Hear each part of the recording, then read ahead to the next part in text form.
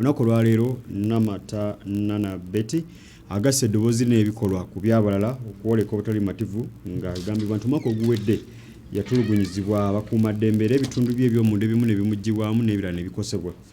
Ono agumbye ku kitebe ky'akakiiko k'eddembe ly'obuntu e Nagulu olunaku lulamba mu ngeri ya webbanga obutamuwemukira teweebikka.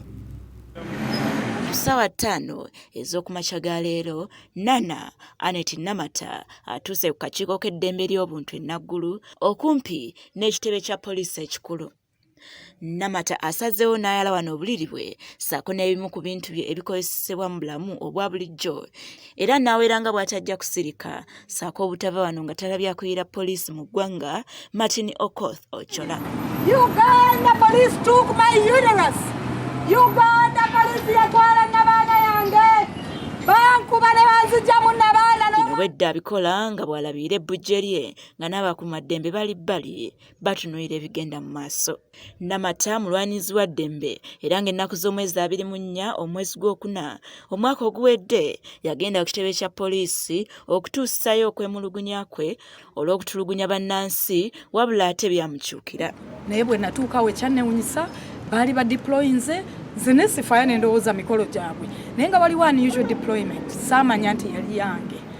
Bakkakkana ku motoka gye nalimu ne bagikubamu ebikakka jjukira nali lubuto ne bimpisa bubi nnyo ne bayingira emmotoka ne bannyigaanyiga ebipapula mbiyina omwo n'ebifaananyi bakyala banteeka emikono mu bukyala ne bannyigana buli kati nnina enkovu awo. Alabye akooye okuwoggana bw'atyo n'atumya omuzindaalo gumuyambeko okutuusa eddoboozi ly'ewala.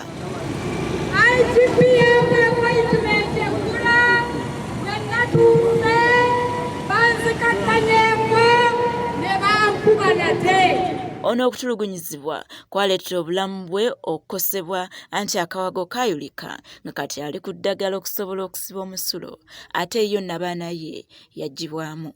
Ono agamba nti okuva olwo yawandiikira akakiiko k'eddembe ly'obuntu basobole okumulwanirirako naye tafunanga kuddibwamu era ensonga lwaki asazeewo agumbe wano olwaleero. Bagezeera nga ndi mu bulumi buli lunaku nga bamanagingira ku painkillers nga ntambulira mu kagaali bwe nti ekiseera ekyo bwe kyatuuka omwana yanzigira mu lubuto nga tannatuuka damage munda zaaleetera n'abaana okuba nti balina ogijjamu okutaasa obulamu. Kye bayita blada simanyi blada mu Luganda eba kikawago akawago ko baatunga katunge. Namata ategeeza nti poliisi esusse okumubuzaabuza nga n'olunaku lw'eggulo yabadde alina okusinkana akwira poliisi mu ggwanga Martin Okoth-Ochola n'ate baayongedde kumukuba era bino byalaga bwe bumu ku buvune obwamutuusiddwako.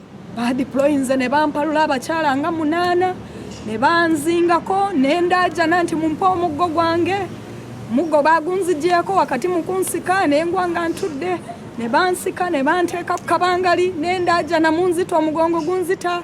Omwami omuwanvu yegumikisiza yakutte n'ansindika n'oluggi lw'aka kabangali. Ono amaze mu kifo kino essaawa ezikunukkiriza mu 5 era mu bayise abadde bayitawo okulaba ku Namata n'embega ya poliisi wajjidde nga yeefula omuntu wa bulijjo. Era ng'ono Namata amulabuukiridde mangu bw'atyo n'amuwerekereza ebigambo.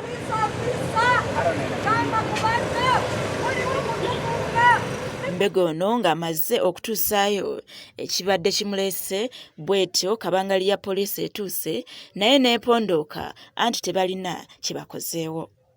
Oluvannyuma Namata alutegeeza nga Hassan Kasinje akola ku nsonga za poliisi n'omuntu wa bulijjo bw'agenda okumusinkana era nti alina omuntu gw'amusindikidde mu kime era bwe gutyo bwe gubadde. Poliisi egamba ekyagenda mu maaso n'okutunula mu nsonga ze. Bitana Lukenge, Kayona Kibule, Delta TV Amasukkulumu.